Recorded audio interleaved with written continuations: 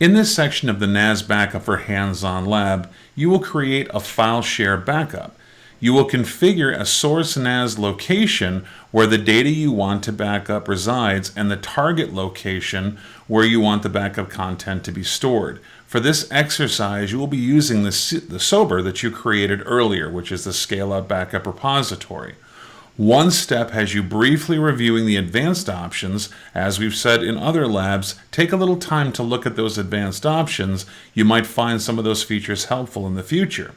Now, even though we configured the job to use a scale-out backup repository with an object storage capacity tier, the NAS backup job will ignore the capacity tier settings in this process and will only be archived to the object storage if you configure this through the backup job on the backup server, as you will do in this section. So pay close attention during this lab to see the difference. So once again, if I'm doing this type of NAS backup, I can send it into the performance tier of a SOBR, but it will not move to the capacity tier. If I want to have that copy portion happen, I'll have to configure it within the backup job of that NAS backup.